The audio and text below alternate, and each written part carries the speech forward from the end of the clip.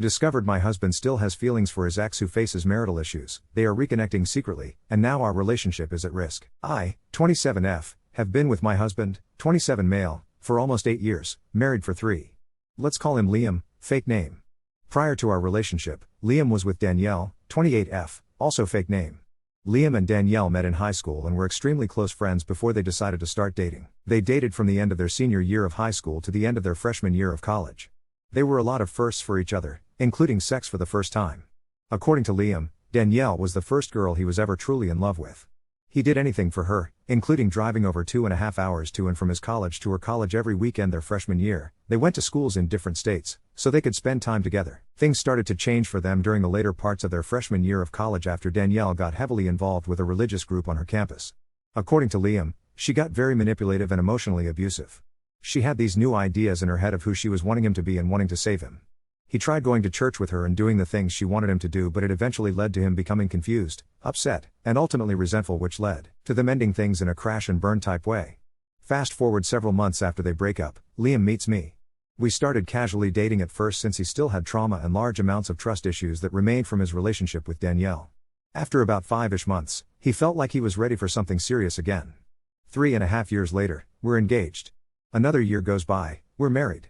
Almost 3 years later, we're here today. Throughout all of this time, Liam has not heard from Danielle once. Also during this time, Danielle has met someone new, gotten married as well, and currently has a young child. Flash to a week and a half ago. Liam and I just moved to a new house closer to our hometowns and posted about the move on social media. After seeing the post, Danielle decides to message Liam congratulating us on the new place and hoping that all is well. Nothing too crazy, but not something that he was expecting. They begin briefly conversing about house things, moving, renovations, etc. Liam tells me she reached out to him and I find this a bit odd, but nothing to worry about. A couple of days later, Liam sits me down to ask me something and for me to not freak out. I, of course, begin freaking out. Apparently, Danielle had continued to message him after their brief conversation and eventually sent him a long post letting him know that there are some things she wants to get out in the open, wants to deeply apologize for the way she treated him towards the end of the relationship, and wants to do all of this in person with him. He asks me my opinion on this and I'm definitely concerned as to why after all this time this is something she feels the need to do and also why the need for this to be in person. After discussing this with a friend who had a similar thing happen to her and afterwards the ex left them alone, I ultimately agreed hoping that the same scenario would play out with us. Boy was I wrong. Liam and Danielle decide to meet at a coffee shop in a town about halfway between where we live and where she and her husband live. For Liam, it was about an hour drive. This meeting took place this past Saturday. At first, I asked to come with and just sit in the car while they talk since I anticipated it being a short but awkward conversation where she could express what she needed to and then he could leave and we could go do something afterwards. Liam convinced me I would end up being bored and he would feel bad leaving me alone for that time, so it was better for me to just stay back. He didn't think it would last very long, maybe an hour or so, and he would be home before I knew it. I ended up agreeing and he left early in the morning so he could meet her around 10. After letting me know once he got there and that he would keep me posted on when he would be heading back, I waited. After about an hour, I texted asking how it was going and he said it was fine and that he was just listening to what she had to say. Another hour goes by and I start feeling a bit concerned as I would have thought they would be done by now. Another hour goes by and I'm full on irritated. I text him saying it's been 3 hours and ask when I should expect him back. He lets me know they're catching up and he would let me know. Another hour goes by. 4 hours in total and I'm mad. What was supposed to be a short apology conversation was turning into a full day thing. Finally, he lets me know he's heading home after 4.5 hours of them talking. I needed answers. When he finally got home, I asked what happened. He lets me know that Danielle did apologize for the way she treated him during their relationship. After that, they began catching each other up on their lives since it had been nearly 8 years since they last talked. It was a good, casual conversation and then she started breaking down crying. According to Liam, Danielle is at her wit's end and her marriage is considering divorcing her husband. She told Liam that her husband hasn't been the man she thought he would be and that they have lost all passion in their marriage. That it got harder after she had their baby and doesn't know what to do since she doesn't really like the idea of starting over and navigating as a single mom. Basically, she was confiding in him about all of the issues in her life and he sat and listened and talked with her. Liam said she really just needed someone to listen that wasn't involved in their circle. He felt bad for her and just wants to make sure she is okay. He then asked me how I would feel if they continued to be casual acquaintances. I told him I could maybe get to a point where I would be comfortable with that, but would needed to think about it. He made it seem like that was the end of what they discussed and we continued the rest of our day as normal. At the end of the day, we get in bed and are watching TV when I notice that he's getting quiet and distant. I ask what is wrong and he starts to tear up saying that there was more he needed to tell me about him and Danielle's conversation. I, immediately, get worried. In tears, he tells me that Danielle expressed to him that she still has feelings for him. Even though it's been years and they've both moved on, she still has parts of her heart set for him. That her husband isn't half the man he is. In some ways, I wasn't shocked to hear that, especially since she wanted to meet with him after all this time. However, what he said next did shock me. He told me that after talking with her, he realized that he also still has some unresolved feelings for her. All this time, he thought she hated him after they broke up, when in reality she was just struggling with her religious trauma in college and took things out on him when she shouldn't. Everything was took out of context. I didn't know what to think. He was so hurt and torn apart after they broke up, and it took me months to build his trust and hope back up in the beginning to allow him to see himself capable of love again. Now all these years later he says he still has a part of his heart for her. In many ways, I understand, because first love will always hold a spot. But I'm also a bit hurt that my husband, the man I plan to spend the rest of my life with, still feels for his ex. After learning that she still has feelings for him, I told him I wasn't liking the idea of them still talking. That she could eventually start interpreting his kindness to her wrongly and see some sort of potential between them. That really she should be discussing her marital issues with her own husband and not him. He insists that she would never come between us, and that Danielle herself even expressed that she respected the idea of marriage wholeheartedly, and the last thing she would want to do is harm ours. He wants to be there for her because it seems like she doesn't really have anyone else to talk to about all of this. Last night, he was showing me TikToks on his phone when a text notification from Danielle popped up. I questioned him about it and he shrugged it off as nothing. Today, I asked if she was still texting him and he said she was, but he was trying to slowly cut her off. I expressed again how I don't think it's best for him to be talking to her and how she really should be going to a friend or family member to talk about her issues. I noticed he was still texting her throughout the evening tonight too. Should I be concerned about all of this? I don't want to come across as a wife who controls who her husband can or cannot talk to. I do trust my husband, but I don't really know Danielle. He insists she is true to her word and would never try anything, but how can I know for sure? My best friends think I should tell him to block her. I don't think he will, because he feels bad for her, but I don't want her to continuing to reach out to him for validation and that eventually leading to her feelings towards him growing more. What do I do? Please help. No contest 9016. Tell your husband that his ex's failing marriage is her own problem. Unless you want your own marriage to fail too, you better stop this nonsense. So much this.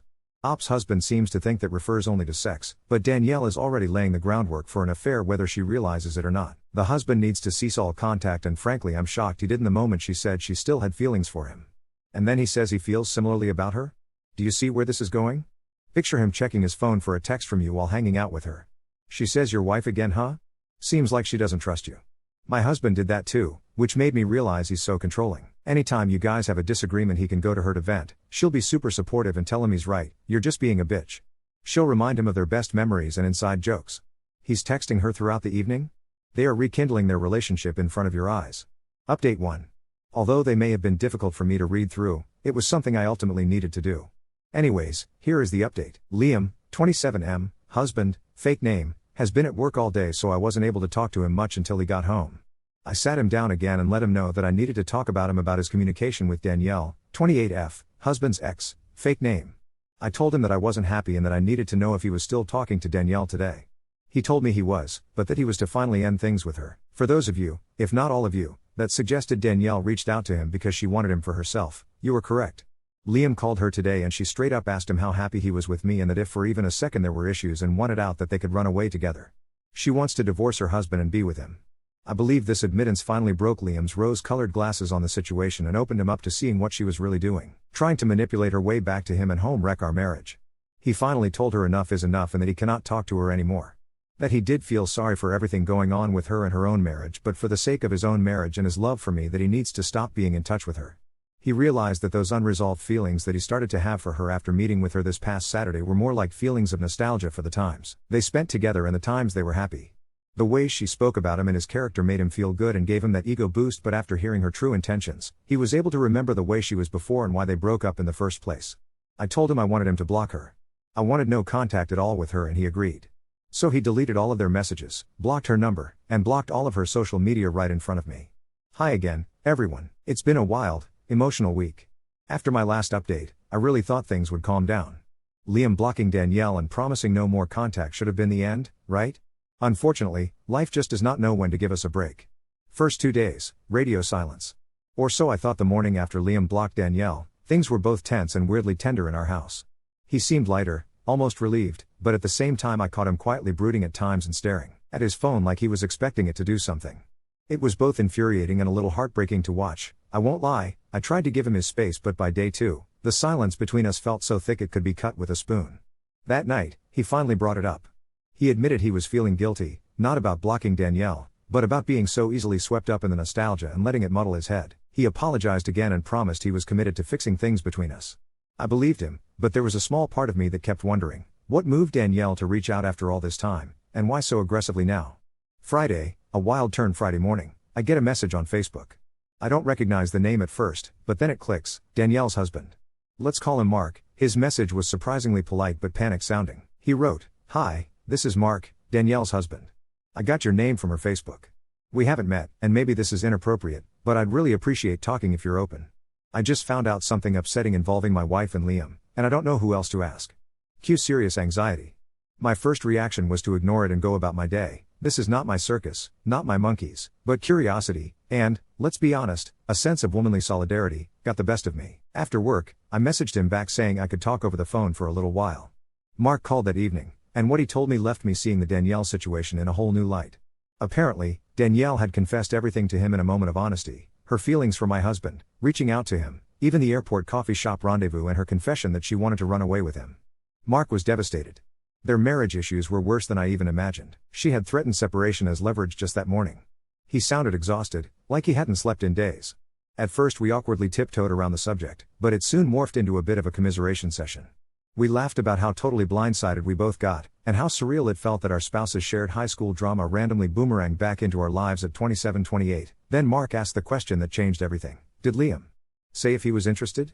Has he said anything about Danielle to you?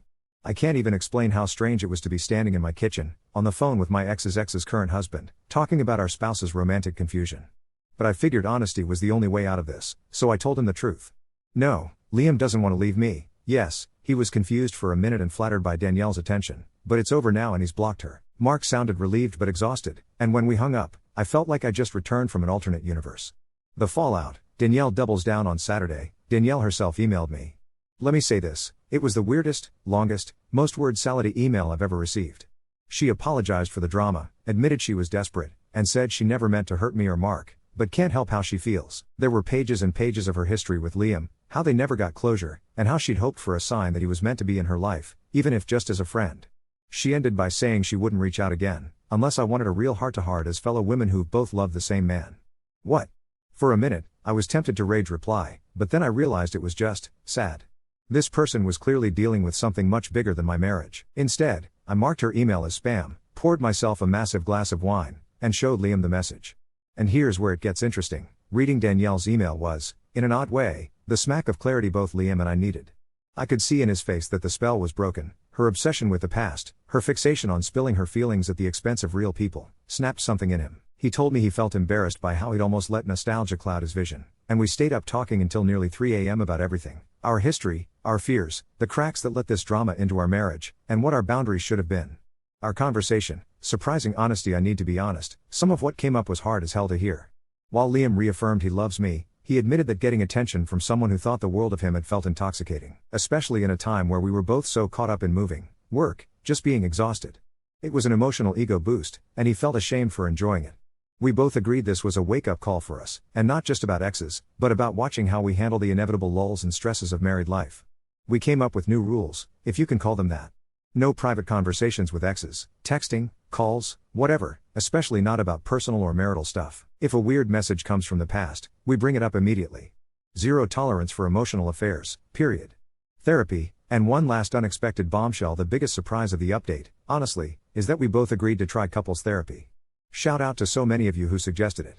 I always thought we were the couple that didn't need it, but turns out we are totally the couple that needs it. Our first session exposed a few things. For Liam, losing his father as a teenager and the unfinished business with Danielle left him vulnerable to seeking validation. For me, my trust really took a hit with this, and I realized I can be a little conflict avoidant, often swallowing my discomfort rather than speaking up. We're both working on it, awkwardly but genuinely. Then, right after our first therapy session, I got a text from a friend who works in real estate. She'd shown a house that day to Danielle and Mark. Danielle is pressing forward with a separation after all, and Mark is staying in the area with their kid while Danielle is looking to move closer to her family. My friend, who had no idea about our situation until I explained, said Danielle seemed a bit manic and all over the place, and kept making cryptic, wistful comments about reunions and right time, wrong people. After some debate, Liam and I decided to ignore all further communication. No drama, no closure, just block and move on. We can't fix Danielle or Mark's marriage, but we can fix ours. Wrapping up, for now, so, yeah, Danielle's out of our lives for good, Mark's trying to rebuild his, and Liam and I are facing our own issues, honestly and directly. We have a hell of a story to tell when we're old, I guess. Our marriage feels more real and raw, and a little bit battle-worn, but we're working on it, and I'm hoping that's what matters most. Update 2. So, after Liam blocked Danielle and we agreed on honest, hard boundaries, and started therapy, the air already started to clear. It felt a little bit like walking out after a tornado, rattled, unsure, but almost giddy at this fresh, slightly battered start. Liam was making good on everything, leaving his phone on the table when he got home, checking in with me awkwardly when old memories surfaced, and doubling down on his time, Netflix be damned. But it didn't last long. Tuesday night, right after dinner, someone rang our new doorbell. I was in pajamas with a sheet mask on, of course, and Liam was in the middle of assembling a bookshelf. Neither of us was expecting anyone. I opened the door, and standing on our porch, wide-eyed and rumpled, was Mark. Yes, that Mark, Danielle's soon-to-be ex. He looked tired, but not angry. Just shell-shocked. He'd tracked us down after Danielle moved out that week. Apparently, she was staying with her sister 2 towns over, and confided some additional things I hadn't heard, not just about Danielle, but about how this whole reunion had spiraled in her mind. Mark apologized, first and foremost, for dropping in so suddenly and for dragging us back into his marital explosion.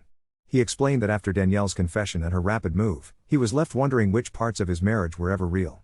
Apparently, Danielle wasn't just nostalgic, she told Mark she had planned, for months, to find ways to bump into Liam once we moved home. She'd even followed both our profiles using a burner Instagram, waiting for the chance to reach out. But here's where things went from disturbing to surreal. Mark, exhausted by it all, asked both Liam and me for advice. He said, "I need to know how you both are picking up the pieces. Because I don't even know who I am right now." So, yes. We sat the poor man down for tea at our kitchen counter at 10:30 on a Tuesday night. We shared the name of our therapist, talked candidly about boundaries and broken expectations. It was the strangest mix of support group and damage control, but the thing that shocked me most was the way Mark's honesty forced me to drop the last of my bitterness. He was hurting just as much as we were, maybe more. I realized Danielle's hurricane didn't just smash into my marriage, it obliterated his sense of self, too. We agreed, together, that the only way to heal was to cut Danielle's chaos out of our lives. I promised Mark we'd keep him in the loop if she tried to scheme her way back into ours. He left us with a tired half-smile and seemed to stand a little taller walking down our driveway. You'd think that was it. But 2 days later, my friend, the real estate one, texted. Danielle had bailed on her lease application and dropped off the face of the planet. A day later I got a brief, almost robotic email from her. "Thank you for your honesty, I'm leaving for a while. I wish you and Liam peace, genuinely." That was it. No lifetime speeches, no pleas for friendship. Just, gone. Liam and I both felt, oddly, relieved and sad at the same time. The chapter had finally slammed shut, but with it, all the what-ifs and shared history between him and Danielle evaporated, too. Here's the wildest, and most unexpectedly beautiful, thing about where we landed. Therapy, both alone and, now, with Liam, has unearthed pieces of us we didn't realize were gathering dust. We found our first laugh again, not the nervous, post-Danielle kind, but the old, goofy kind that happens in the middle of brushing our teeth or trying to beat each other at Mario Kart. We started being honest about things that bug us, his phone habit, my simmering resentment around the move, and actually, fixing them. And, in the process, I've realized something I totally didn't expect. I don't resent Danielle anymore. I pity her, yes, and I'm angry at the path of destruction she left, but I can see how easily any one of us, lonely and unmoored, can cling to the past when the present is falling apart. Liam finally shared a piece of himself I never understood before. One night after one of our therapy sessions, he told me, "I think part of me felt like I needed Danielle's forgiveness, or closure, or something. But what I really needed was to know the past is actually over, and I don't want it anymore." Liam's focused on us, he's present, attentive, and doing the hard work. We've started making actual no-phone, just us evenings a priority, and for the first time in months, our house feels like home again. Mark checked in a few days ago to say he started therapy too, and that his little boy is adjusting to the new arrangement. And Danielle? All I know is she's offline, out of sight, and, as far as we're concerned, out of our lives. Maybe one day she'll find her own peace. I hope so, for everyone's sake. If you're still here reading this saga, thank you, for the advice, commiseration, and straight-up tough love. File this story under stranger than fiction, but survivable. If you ever find yourself living through something even half this bananas, here's what I learned. Love the person in front of you. Guard your marriage. And when an ex comes lurking, don't be afraid to swing the metaphorical door, hard, and get busy living your real life. Update 3. I honestly thought I would never write another update. For the first time in months, we had several weeks utterly, blissfully quiet. Liam and I were doing the work, therapy was sticking, Mark was moving forward, Danielle's digital ghost had vanished.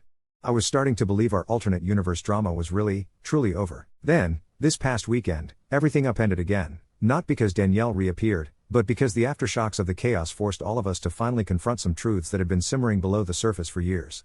And, thanks to one unlikely source, we ended up at the weirdest group closure dinner I've ever imagined. It all started with a cat. Yes, a cat. Hear me out. The cat conundrum. Last Friday, I was outside weeding when a little gray and white cat darted into our backyard, meowing itself hoarse. I'm not a big animal sign from the universe person, but I had the strongest sense of déjà vu. The cat had a collar. Milo, if found, please call Danielle. I stared at the tag, not sure if I wanted to laugh or cry. Was this a joke? Was I being punked? I debated all afternoon. Should I ignore it, call the number, or try to drop the cat at the shelter? I texted Mark, mostly as a heads up. He replied 3 hours later, yeah, Milo vanished from Danielle's old place before the move. I'll come get him tomorrow, if that's okay. She's staying at her mom's in another state. Milo was technically her cat, but he's attached to her kid, so I'll just keep him. Fine. Easy. No drama, just one lost cat reunited with his new home, right? Closure dinner, totally by accident. When Mark showed up, he looked lighter. He stayed for a glass of lemonade and, I swear, the universe has a sense of humor, one of Liam's famous impromptu grilled cheese sandwiches. This has been his odd let's fix everything with cheese move lately. Reader, it works surprisingly well, Mark said. You know, it's funny. I just got off a call with my therapist. She keeps pushing me to have some kind of closure with all of this. A goodbye ritual, but what the hell does that even look like? I said, honestly?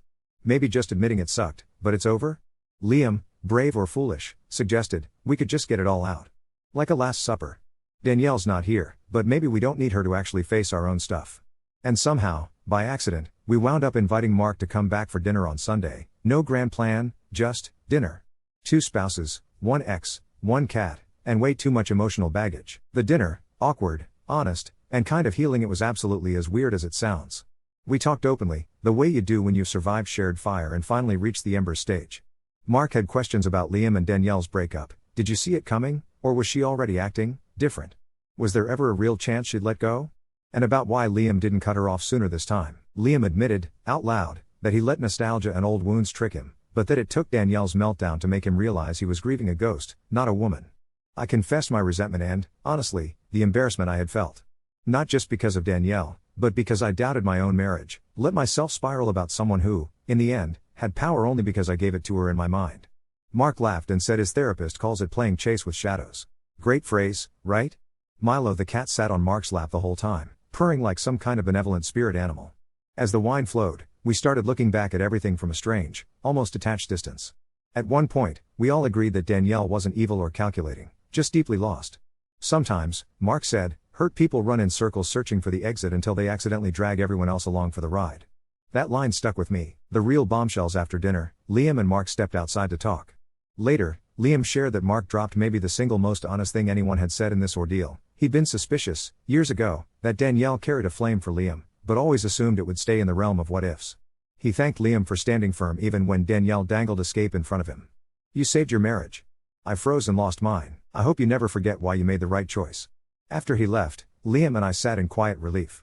That night, we had, yes, more tough conversations. He told me, every marriage is one strange conversation away from disaster. But also, one honest talk away from being better than before. For the first time, in a long time, I truly believed him. Danielle's final word, I swear, the next morning, because the universe loves a coda, I got a simple, handwritten note in our mailbox. From Danielle. She didn't address it to me or Liam, just, to all of you affected, I'm sorry you got caught in my storm. I'm working on myself and leaving the past in the past.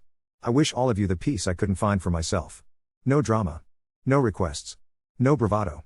Just, relief, I think, on both sides. Where we are now, the honest truth. So now, this is real life. Our weird closure dinner with Mark made me let go of my last grudge. Our house is starting to feel like home. Therapy continues. Some sessions are tough, but I'm learning to speak up early, not swallow the little hurts. Liam has, in his words, retired from lost love rescue missions. Mark's building his own life, moving forward, one day at a time. The best part, though? Liam and I are finding the small joys again, arguing about what to cook for dinner, debating which IKEA lamp is less ugly, plotting ridiculous road trips. We even laugh about the cat. Should we have kept him as a warning? And sometimes, after particularly heavy therapy sessions, we both just shake our heads and say, can you believe our marriage had a midlife crisis at 27? Maybe this is adulthood, not grand, romantic firsts, but weathering the twists and keeping your love in the open, even when a stray cat and a long-lost ex wander right through your front door. It's messier than I ever thought, but also more real.